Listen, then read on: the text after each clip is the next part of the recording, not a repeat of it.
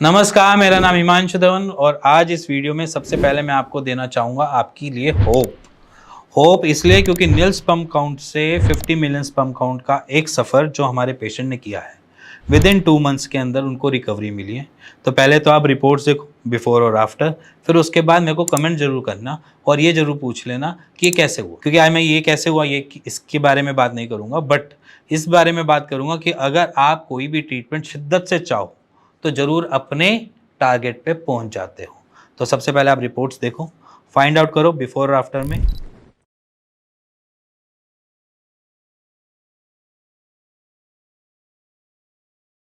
तो रिपोर्ट्स देख ली आपने और रिपोर्ट्स में आपने पाया 0 to 50 मिलियन।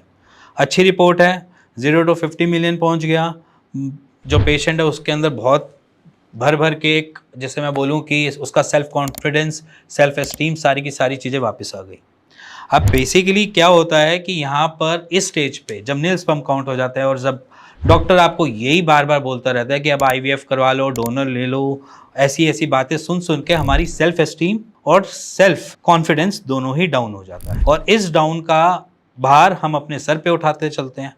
हमारे से कोई ये भी कह दे कि भैया यहाँ से ट्रीटमेंट ले ले, क्या पता ठीक हो जाएगा, कहेगा यार कहीं से होना है नहीं, सब डॉक्टर मना कर देते हैं, मैं क्या करूँगा। और वहाँ पर पेशेंट अपनी होप खो देता है।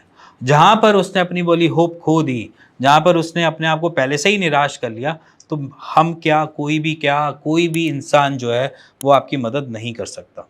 उसके पीछे रीज़न एक यही होता है कि जब आपकी शिद्दत ही नहीं है किसी चीज़ को करने की, तो वहाँ पर किसी की भी प्रयास से वो एक्शन नहीं परफॉर्म होगा।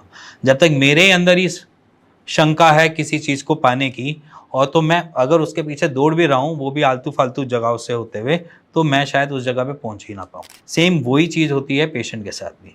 पेशेंट के अंदर अगर शंका है कि वो जहाँ से भी ट्रीटमेंट ले, ज़रूरी नहीं है कि वो हमारे से ट्रीटमेंट ले, चाहे वो होम्योपैथ ले रहा हो, चाहे अपने आसपास के डॉक्टर से ले रहा हो, चाहे किसी से भी ले रहा हो, अगर उसके अंदर शंका है कि मैं ठीक हो ही नहीं पाऊँगा, मैं तो बस दवाइयाँ खा रहा हूँ, हो जाएगा नहीं होगा, तो ऐसी अगर फिलॉसफी लेकर चलते हो तो ट्रीटमेंट एज़ोस्पर्मिया के पेशेंट ना ही करवाएं तो ज़्यादा बढ़िया है, क्योंकि परेशान होने से बेटर है कि आप सीधा आईवीएफ की ही तरफ जाएं। आज मैं लोगों को ये दिखाने के लिए लाया हूं कि नील स्पर्म काउंट का भी इलाज होता है और 50 मिलियन 2 महीने के अंदर आ भी जाते हैं। अब ऐसा नहीं है कि सारे के सारे पेशेंट्स के साथ ऐसा होता, पेशेंट टू पेशेंट वेरी करता है। आज 0 to 50 मिलियन हुए 2 महीनों में। कुछ ऐसे भी पेशेंट हैं जिनको 0 to 10 मिलियन आने के लिए भी 8 महीने लग गए। बट ऐसा नहीं होता कि पेशेंट्स के पास अगर पेशेंस है, मैं फिर से बात दोहरा रहा हूँ अपनी, पेशेंट के पास अगर पेशेंस है तो और उसके अंदर होप है, तो ये चीज़, ये कमाल हो सकता है। बट आपकी एक अंदर की जो ऊर्जा है उसको अपने इस ट्रीटमेंट की तरफ रीडायरेक्ट करो। कहीं से भी ले रहे हो आप चाहे ट्रीटमेंट, और सोचो कि अगर जो ट्रीटमेंट ले रहे हो उससे आपको रिजल्ट मिलेगा ही मिलेगा, तो आपको गारंटी रिजल्ट किसी भी ट्रीटमेंट से मिलेगा। अगर आप ये सोच के बैठे हो कि अगर मैं गोलियां खा रहा हूँ कुछ फ़ायदा होना नहीं है, तो मैं आज भी लिखवा कर आपसे ये बात कह रहा हूँ कि आप आज भी दवाइयाँ छोड़ दो, क्योंकि आप अपनी दवाइयों पे पैसा वेस्ट कर रहे हो।